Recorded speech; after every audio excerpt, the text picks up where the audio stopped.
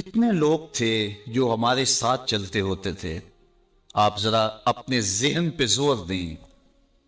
بچپن کے دوست، کلاس فیلوز، کاروباری ساتھی، گلی محلے کے لوگ، رشتہ دار، اعزاء و اقربا، آباء و اجداد، اور کتنے لوگ آپ کے مخالفین، معاندین. یہ ساری فہرست ذہن میں لائیں تو ایک دم خیال پڑتا ہے فلاں بھی چلا گیا، فلاں بھی چلا گیا. کوئی سال کے بعد اچانک کوئی بات یاد آتی ہے تو یاد آ جاتا ہے، کوئی 6 ماہ کے بعد یاد آتا ہے. کئی ایسے لوگ ہیں کہ سال ہا سال بعد یاد، ہاں وہ بھی ہوتا تھا. مٹی کا رزق بن گئے، قصہ پارینہ بن گئے. کہانی تو اتنی سی ہے نا، جو اکڑ اکڑ کے چلتے تھے آج وہ مٹی کا رزق بن گئے ہیں. جو اپنے بدن پہ چٹکی مٹی بھی نہیں پڑنے دیتے تھے آج ان کے کفن بھی تار تار ہو گئے. حضرت غوث اعظم فرماتے ہیں قبرستانوں میں جا کے دیکھو کیسے کیسے حسینوں کی مٹی خراب ہو رہی ہے. اللہ اکبر. بدن خاک میں مل گئے، ہڈیاں چور چور ہو گئی، ریزہ ریزہ ہو گئی. قبروں کے نشان بھی مٹ گئے، کتبے بھی ٹوٹ گئے. مٹ گیا مشتاق دل سے رنگے یاد رفتگاں، پھول مہنگے ہو گئے، قبریں پرانی. کون کسی کو یاد کرتا ہے؟ اور اسی طرح ہم مل کے مٹی کا رزق بننے والے ہیں، لیکن کوئی ایسا کام چھوڑ جائیں گے، اپنے رب سے جڑ جائیں گے، اپنے رب کے بندوں سے جڑ جائیں گے، رسول کریم کے دامن کو تھام لیں گے تو پھر موت بھی مرنے نہیں دے گی. پھر سر خرو اور سر بلند ہوں گے، پھر عزتوں کے تاج سروں پہ رکھے جائیں گے، وقار کی مستر پہ بٹھائے جائیں گے. فقیر نام تنا دا باؤ، قبر جنا دی جیوے ہو. پھر قبروں پہ بھی چراغاں ہوگا جب ہم ان سے جڑ جائیں گے. تو یہ مختصر زندگی کی تمام تر لطافتوں کے حصول کے ساتھ گزرنی چاہیے. کتنے نوجوان ہیں جنہوں نے اپنی توبہ کو مؤخر کیا تھا بڑھاپے کے لیے، اور آج قبرستانوں میں دفن. آپ جا کے قبرستانوں میں دیکھیں، وہ سوچتے تھے کہ ابھی تو جوانی ہے، جوانی سے لطف اندوز ہو لیں، بڑھاپے میں توبہ کر لیں گے. لیکن بڑھاپا نہیں آیا، موت آ گئی. موت تو برحق ہے، یہ تو آ کے رہنی ہے، لیکن بڑھاپا لازمی نہیں ہے کہ ضروری آئے. حضرت امام غزالی نے ایک بڑی خوبصورت بات لکھی، فرماتے ہیں معاشرے میں نظر دوڑا کے دیکھو، زیادہ بچے ہیں، زیادہ جوان ہیں یا زیادہ بوڑھے ہیں؟ تو کہا آپ کو بچے زیادہ ملیں گے. ہر گھر میں دیکھ لیجئے، بچے زیادہ ہوں گے، جوان ان سے کم ہوں گے، بوڑھے ان سے کم ہوں. تو اگر بوڑھے تھوڑے ہیں، جوان زیادہ ہیں، تو غزالی فرماتے پھر بات سیدھی سیدھی ہے، بڑھاپے تک کوئی کوئی پہنچتا ہے، زیادہ جوانی میں چلے جاتے ہیں. اور کہا کہ اگر جوانوں سے بچے بھی زیادہ ہیں تو پھر اس کا مطلب بھی سیدھا سیدھا ہے کہ جوانی تک سارے نہیں پہنچتے، بہت بچپن میں چلے جاتے. غرہ کس پہ، ناز کس پہ، غرور کس پہ، تکبر کس پہ؟ تو یہ مختصر زندگی جو اللہ کی امانت ہے، اس کو اللہ کے نام پہ گزارو. جو بیت گئی وہ بیت گئی، وہ تو ملحا ہوگی زندگی سے. ہم اپنی زندگی کے اہداف طے کریں، زندگی کے مقاصد طے کریں، ساری زندگی اس کے گرد سفر کرنی چاہیے. کئی لوگ ساری زندگی گزار دیتے ہیں، ان کو ساری زندگی راستے نہیں ملتا کہ جانا کدھر ہے. وہ کیوں؟ وَأَضَلُّ السَّبِيلَ. اللہ فرماتا وہ بھٹکے ہوئے مسافر ہوتے ہیں. اللہ سے راستہ مانگو، آہستہ چلو لیکن منزل کا تعین کر کے بڑھو، بڑھتے رہو، منزل تمہارا استقبال کرے گی. آج مشکل ہے تو کل آسانیاں ہوں گی. تو یہ زندگی تیزی کے ساتھ کٹ رہی ہے، لمحہ لمحہ میں اور آپ موت کے قریب ہو رہے ہیں. قبل اس سے کہ وہ وقت آئے کوئی حجت باقی نہ رہے، مجھے اور آپ کو اپنی آخرت کی تیاری کی کوشش کرنی چاہیے. مختصر زندگی ہے، سانس کسی وقت بھی ٹوٹ جانی ہے، اور میں اور آپ آغوش موت میں جانے والے ہیں. قبل اس سے کہ وہ وقت آئے اور پھر ہم پچھتائیں، کاش کی زندگی کو اللہ کے بتائے ہوئے طریقے کے مطابق گزارا ہوتا، پھر پچھتانے سے کچھ فائدہ نہیں ہوگا. آج کا پچھتاوا کل کی بہتری کی ضمانت بن سکتا ہے، لیکن کل کا پچھتاوا سوائے حسرت بڑھانے کی اور کچھ نہیں ہوگا. اس لیے ہمیں آج اپنی زندگی کے شب و روز کا محاسبہ کرنا چاہیے. وقت پر کافی ہے ایک قطرہ بھی آب خوش انگام کا، جل گیا جب کھیت نہ سمی تو پھر کس کام کا. میں نے تو خطبے تصوف میں پڑھا ہے، دیگر کتب میں پڑھا ہے کہ قیامت کے دن نیکوکار بھی پچھتائیں گے۔ بدکاروں کا پچھتانا تو سمجھ میں آتا ہے کیوں پچھتائیں گے، لیکن نیکوکار کیوں پچھتائیں گے؟ جب وہ اپنے اچھے اعمال کی جزا دیکھیں گے تو پچھتائیں گے، جو چند لمحے ضائع کیے وہ بھی کیوں ضائع کیے، وہ بھی اللہ کی یاد میں گزار دیے ہوتے، اس کے ذکر میں گزار دیے ہوتے۔ تو صاحب وہ میرے پاس بھی، آپ کے پاس بھی آج موقع ہے، کل نہیں ہوگا۔ تو اس وقت کو، اس فرصت کی گھڑیوں کو، ان لمحوں کو میں اور آپ غنیمت سمجھیں، قبل اس سے کہ توبہ کا دروازہ بند ہو جائے اور پھر پچھتاوا ہو۔ آج اگر تھوڑا سا تدبر کر لیں اور وقت پر ہم اللہ کے حضور حاضر ہو جائیں تو کل کی زندگی بہتر ہو سکتی ہے۔ ایک مجذوب تھا، فقیر تھا، وہ بازار میں کھڑا رو رہا تھا۔ کسی نے اس کو روک کے پوچھا کہ یہاں کیوں رو رہے ہو کھڑے ہو کے؟ تو اس نے کہا کہ میرا پروگرام بنا تھا ان بندوں کی اور رب کی صلح کرواتا ہوں۔ تو کہا پھر کیا ہوا؟ کہا کہ وہ تو مانتا ہے، یہ نہیں مانتا۔ وہ کہتا ہے ان کو لے آ میری چوکھٹ پہ، ایک آنسو سے پچھلے گناہ دھو ڈالوں گا، خطائیں معاف کر دوں گا، بلکہ میرا وعدہ رہا کہ ان کے گناہوں کو بدل کے نیکیوں میں تبدیل کر دوں۔ میں نے ان کو سمجھایا ہے کہ رحمت کا در کھلا ہے، اس کی رحمت کی بارشیں اتر رہی ہیں۔ وہ کہتے ہیں آجو میری چوکھٹ پہ، لیکن یہ ایسے کھوئے ہیں کہ میری باتیں نہیں سنتے۔ مجھے ان کے رویے پہ رونا آ رہا ہے، ان کی قسمت پہ رونا آ رہا ہے کہ ایسے موقع روز ملتے ہیں لیکن یہ میری بات ہی نہیں سنتے، یہ مانتے ہی نہیں ہیں، یہ میری سنتے ہی نہیں ہیں، اس لیے میں رو رہا ہوں۔ اگلے دن وہی شخص قبرستان کے قریب سے گزرا تو وہی بابا قبرستان میں کھڑا رو رہا تھا۔ اس نے کہا بابا تو بازاروں میں بھی روتا ہے، قبرستانوں میں بھی روتا ہے، آج کیا مسئلہ ہے؟ کہا آج بھی مسئلہ کل والا ہے۔ کہا آج کیا ہوا؟ کہا آج میرا پروگرام تھا ان قبرستان والوں کی اور رب کی صلح کروا دو۔ تو کہا پھر آج کیا مسئلہ بنا؟ کہا آج یہ مانتے ہیں وہ نہیں مانتا۔ قبل اس سے کہ وہ ماننے سے انکار کر دے، توبہ کا دروازہ بند ہو جائے، سورج مغرب سے طلوع ہو جائے، سانسوں کی ڈوری ٹوٹ جائے، آنکھیں تاڑے لگ جائیں، زبان بند ہو جائیں، ہاتھ اکڑ جائیں، اعضائے بدنیاں مدمحل ہو جائیں، اس سے قبل ہم اپنے رب سے سچی توبہ کر کے اپنی آخرت کی طرف توجہ دیں۔ میں نے جو قرآن مجید سے کلمات پڑھے ہیں ان میں اسی مضمون کو بیان کیا گیا، یا ایھا الذین آمنوا اتقوا اللہ، اے ایمان والو اللہ سے ڈر جاؤ، وَلْتَنْظُرْ نَفْسٌ مَا قَدَّمَتْ لِغَدٍ، اور ہر جان یہ دیکھے اس نے آنے والے کل کے لیے آگے کیا بھیجا ہے۔ حضور فرماتے ہیں جب کوئی شخص فوت ہوتا ہے تو لوگ کہتے ہیں اس نے پیچھے کیا چھوڑا ہے، فرشتے کہتے ہیں اس نے آگے کیا بھیجا ہے۔ میں اور آپ دیکھیں کہ ہم نے آگے کیا بھیجا ہے۔ ہماری اصل کمائی وہ ہے جو ہم آگے بھیج چکے ہیں۔ فرمایا کہ ابن آدم کہتے ہیں مالی مالی مالی، فرمایا اس کا مال وہ ہے جو اس نے کھایا یا پہنا اور پرانا کر دیا، باقی اس کا نہیں، باقی اس کے وارثوں کا ہے، اور یا پھر وہ ہے جو اس نے آگے بھیج دیا، باقی تو کفن بھی میلا نہیں ہوگا کہ بانٹ لیں گے۔ اللہ اکبر، جن کے لیے گناہ کیے، پاپ کیے، وہ تو اپنے ہاتھ سے غسل دینے کو تیار نہیں ہوں، وہ تو قمیض بھی پھاڑ کے اتارے۔ میاں صاحب بولے جاندی واری ڈرونا بنے ہو تے ہاتھ نہ لاندے ڈردے، جاندی واری ڈرونا بنے ہو تے ہاتھ نہ لاندے ڈردے، جنہ لئی تو پاپ کمائے اج کتھے نہیں تیرے کر دے۔ وہ تو غسل دینے کے لیے تیار نہیں، انہیں خوف آتا ہے۔ قبرستان کے اوپر بھی کرائے کے بچے بٹھا دیے، وہ خود قرآن پڑھنے کی توفیق بھی نہیں رکھتے وہاں تک۔ تو وہی عمل ہے صاحب جو ہم نے اپنے ساتھ لے کے جانا ہے، اپنی آخرت کے لیے سوچنا، کبھی دھوکے نہ پڑنا۔ میرے پہ ناراض نہ ہونا، میں سچی بات کرنے کا عادی ہوں، میرے پہ پیر ناراض ہو جاتے ہیں۔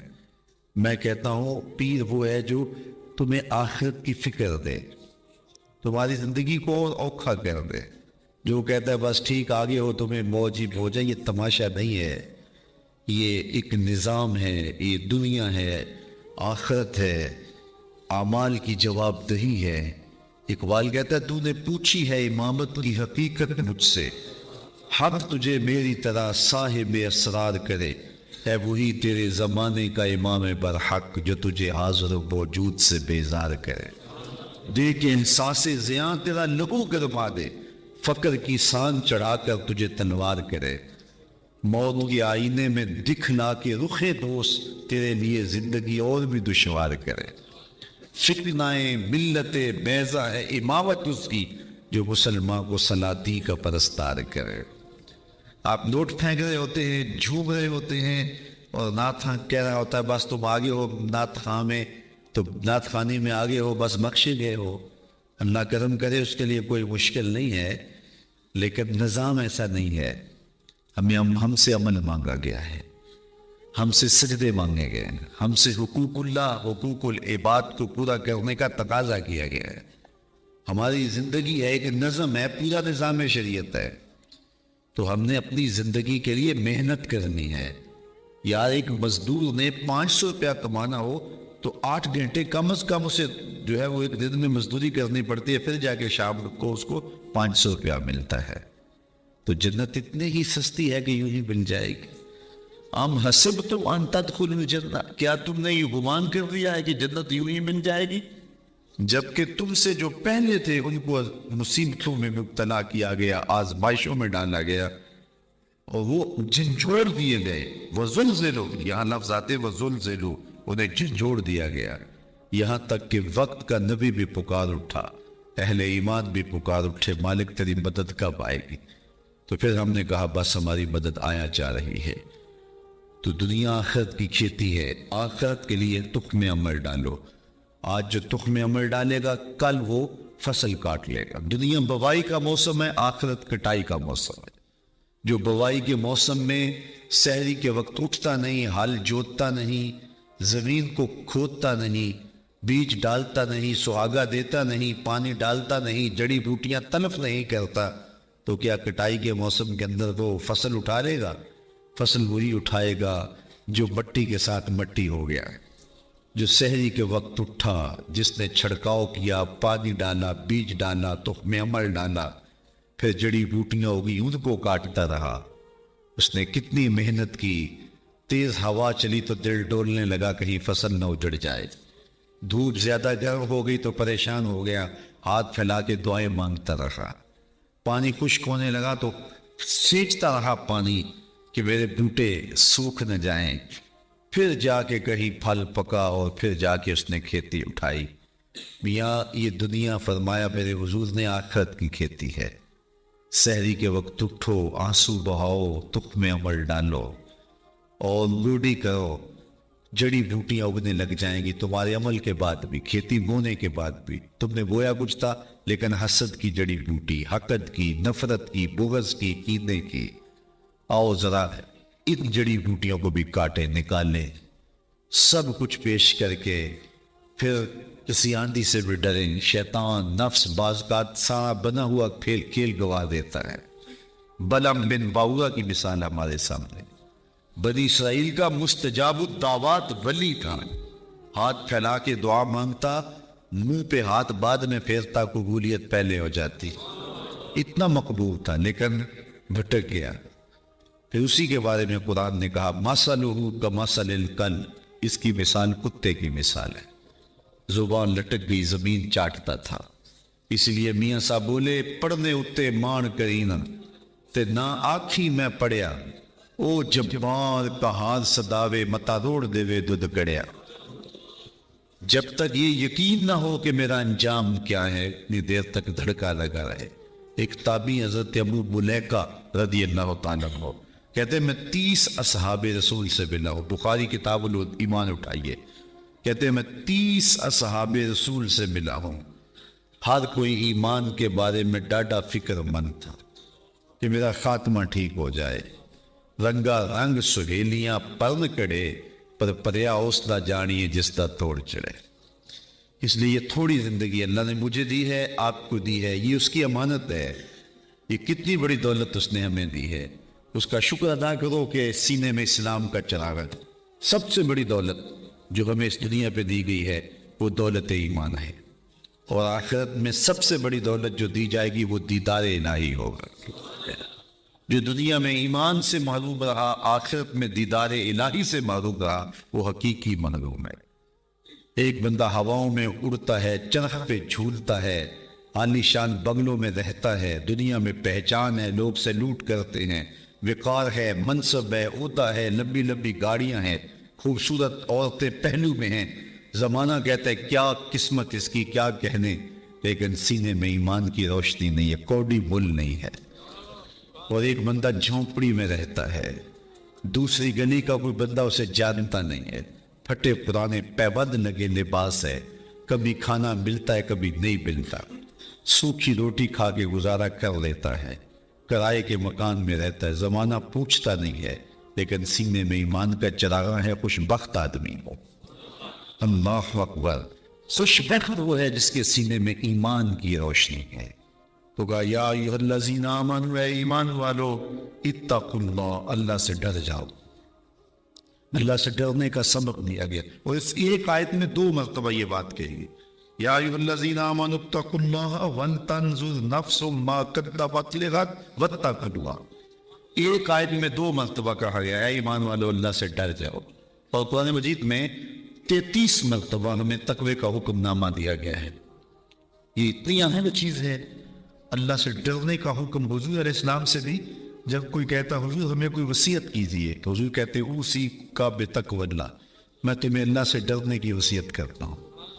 تقوی ہے کیا جس کی وصیت رسول کریم بھی بار بار کرتے ہیں؟